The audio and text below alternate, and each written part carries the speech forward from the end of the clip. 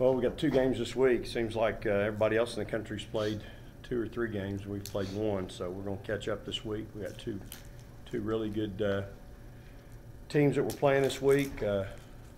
Georgia State tomorrow night, coached by Sharon Baldwin, who's no stranger to the SEC. Was an assistant for a long time with Coach Landers at Georgia. Has had great success everywhere she's been, so her teams are always prepared. They played Florida very well this past weekend, so they'll come in here with a little confidence, and so I'm anxious to see us get back and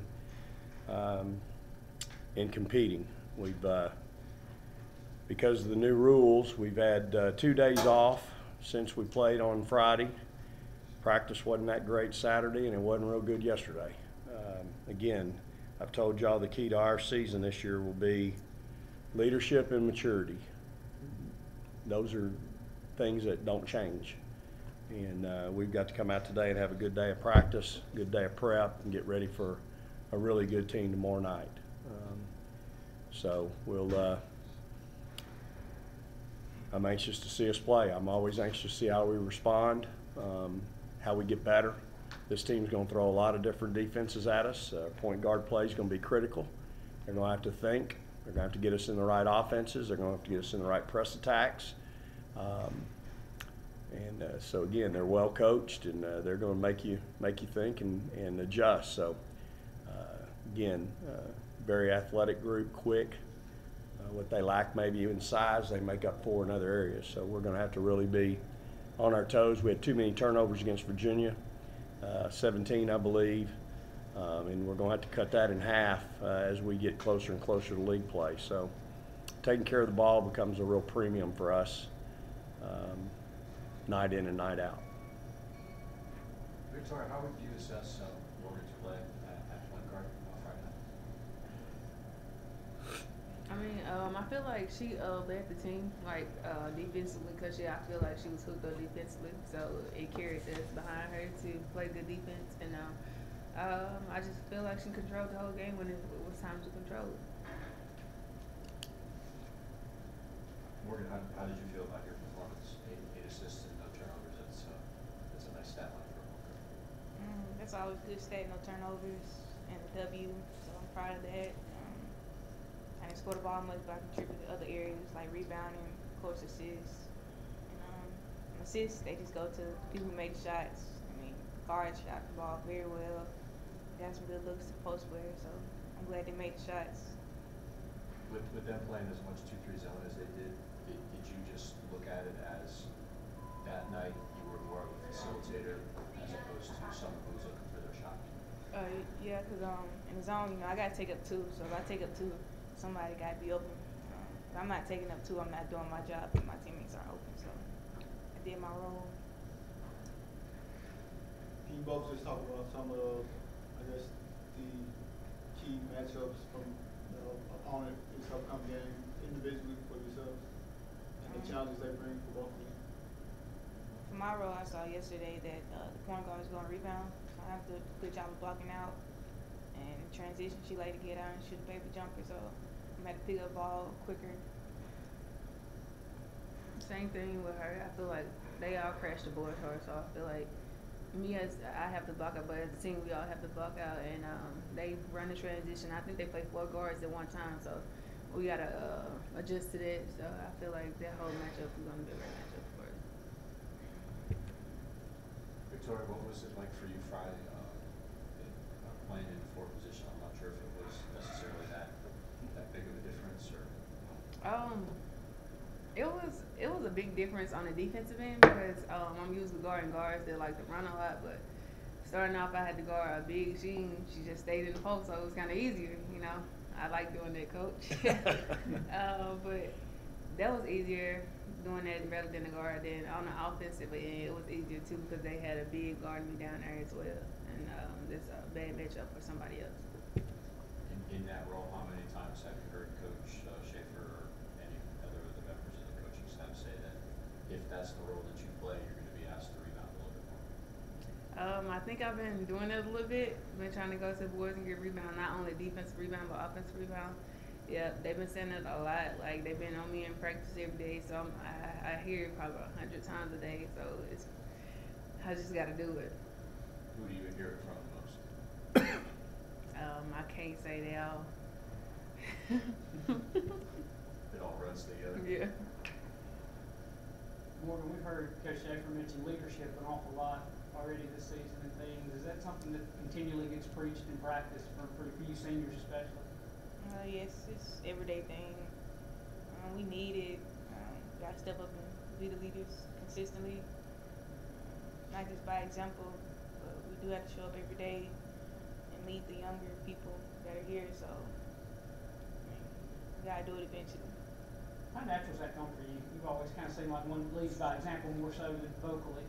I wouldn't say it come naturally. That's definitely out of my comfort zone. Getting on people like Coach Schaefer on me too, and not just getting on people, but I have to be consistent every day to practice too. I have to show up and be that point guard. Lead the team, no turnovers, doing the right thing on defense and offense. So it's a big job. Did you do more of that though Friday? Because it seemed like every time, unless the camera was just in the right spot, it seemed like they always caught you when you guys got together for huddles. You were always talking to everybody, kind of regrouping everybody, making sure everybody was on the same page. Was it more of that Friday, or was it the same? Yeah, I feel like each year, I know freshman year when I used to get in the huddle, I didn't say a word. I just get in the huddle and just listen to everyone else. But as years go on, I gather the huddle, I make sure everybody know who they have. We're not denying, like we got denied, make sure who you have in press and stuff like that. Whatever the situation is, I try to talk about that. And I try to make sure everybody in the huddle listening, because when you watch film, that's one of the film things too. They don't look like they listen to you in the huddle. What are you talking about? So you gotta take pride in huddles. Victoria, have you seen any change since freshman year out of Morgan as far as that goes, and leadership and being a little more vocal? Yeah, I've seen a lot of change. Like she said, freshman year, she just get in and didn't say nothing. Now she's vocalizing and leading us by example, and she's leading us by speaking out her mouth. So I feel like she's grown a lot. Any other questions for players? All right, thanks. Thanks, Nicholas.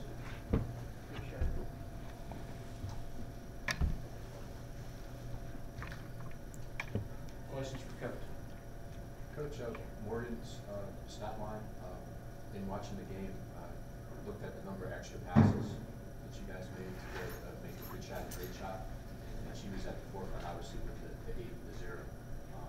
How did you assess her performance in leading the offense? Well, I thought she had a good floor game. Again, I'd like to see her be a little more assertive offensively and penetrate and get to the heart of the zone and get out in transition a little more. Blair going 0 for 5 didn't help her assist line any.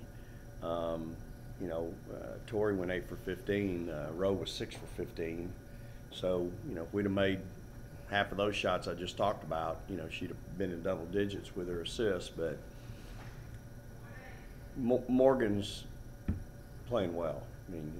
Her and Jazz both. We're really fortunate to have two veteran kids, and Maya Taylor's another one you can throw in the mix. It's every day in practice she's growing and learning, and so I feel like our point guard position is fine. We've again, our skill set is not our issue, y'all, and Blair's not going to shoot it as bad as she shot it the other night, probably again, and Rowe has got hot at the other night when we needed her to, but she's capable of turning 4 out of 10 into 8 out of 10 from 3, and 6 out of 15 into 12 out of 15 on any given night. So guard play is really solid right now. You mentioned Maya Taylor. Did she just not get a chance to get the game the other night, or what was that? Yeah, I think that again, you're it's just a different it's a different level for those freshmen right now. Chloe's advantage is that she's played at a really high level back home, played in a professional league, and has played internationally, played on that U19 team, and so she's got a little bit of an advantage over our other freshmen. So those kids are all good players. We were just playing an ACC team, a team receiving votes in the top 25. you know, we just had a really good game the other night. And again, my job is to get those kids ready to play and preparing them and putting them in situations where they can gain confidence. And so I have it's a real precarious spot for me as a coach to make sure those kids keep getting better every day. And I don't want to put them in a spot where maybe they have a setback or that something happens affects their confidence. So that's the job of a coach. And, you know, Maya Taylor's going to be an All-American before she leaves here. There's no doubt in my mind. She's a heck of a player. And there's nothing wrong with her. She's doing a great, working hard. Every day in practice, just like Nia and Bree are, you know. You said the other night you didn't realize that Chloe had 13 points. Watching it live, when you went back and watched the tape, what did you see from her? Well, again, she's a little different than what we've had at the 4, and it's good and it's so we when I go back and look, obviously she's 2 for 3 from 3, and the one she missed looked like it was going in. You know, she's real tough. You know, she's physical. She competes. She's a real competitor. She's learning how I want her to play defensively. Long way to go there. But at the same time, every day in practice, working her tail off to get that piece. So yeah, she played 29 minutes. I didn't realize she played 29 minutes either. So. You know, again, that allows me to play a Misha and T at 5, that cuts down then on it increases her minutes at 4. So I need a Misha to play some 4. I would expect you know, somewhere down the line, hopefully we can get Jonica in the mix at 4. But the other night, again, playing a quality team like we played. Our substitutions were a little bit limited. We were talking more a little bit there about the leadership that we've heard you mention so much in things, and obviously from a skill set, she's pretty doggone good in things. But is there anything extra you need to see her do as far as her leadership and on the court and practice stuff? What things else does she need to be doing? I think the accountability piece everywhere, not just in a huddle at a free throw line, but with her team. In practice, in pre-practice, in stretching, you know, just holding her teammates accountable to being a pro. From the time you walk out of the locker room, what are you doing? Are you coming out and sitting in a chair and waiting until coach walks out for practice start, or are you coming out and getting on the floor and getting some extra shots? You know, does it take me walking in the gym to get that kid out of the chair? Or can you do it as the senior? It's your team, it's your senior year. How about stepping up and going, hey, come down here and shoot with me? Those are just little things that, you know what, all 4 of my seniors should do. You know, it's not reserved just to Morgan. I think that's she'll tell you that's where she's uncomfortable. You know, nobody wants to make anybody mad. Nobody wants to hurt anybody's feelings. Well, it's not about that. It's about doing the right thing and holding people accountable. And so that's the piece that, you know, it's great that you'll go shoot on your own. How about dragging somebody with you? And then the other piece is, hey, walk down the hall or get in your car and drive across town and go get somebody and take them and get ice cream. Spend a little time with them. Those are little things, and when it comes to leadership, that go a long way. Not just maybe huddling them at a free throw or screaming at somebody or encouraging somebody. Man, leadership encompasses so many things. When you look at your post production, obviously 6'9" is going to throw a little bit of a different kind of look at that. But ideally, Tiara had 10 touches. I would imagine you want a little bit better production from her, and maybe to get Misha a few more touches to get them more involved in the offense.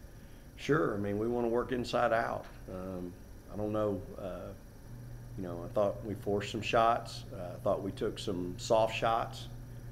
Instead of attacking the rim, I thought we just settled for jumpers. And, you know, I think both those kids understand that. They know they got to do it differently. If we played them again tomorrow, there'd be a different attack mode down there than the one we showed the first time. But, you know, our inside players, You know, we've got to also do their work before the ball comes around to them. You know, you do your work beforehand. You get both feet in the lane. You give the passer your numbers. Those are all things that it takes work to do. You don't just stand there like a totem pole and then hope they throw it to you. You know, when you're going against somebody your size or physical, you got to do your work ahead of time. And that's the thing that we've got to get our bigs doing is we got to do some work before that ball gets flipped back to us so that we're in a position to catch and score. That's a decision made about Jordan. Yeah, right now she's on schedule to be eligible to play on the 10th against UALR. She's gonna play. Yeah. Yeah. Any other questions? All right, thank you, Coach. All right. Praise the Lord and go Dogs. Thanks for being here.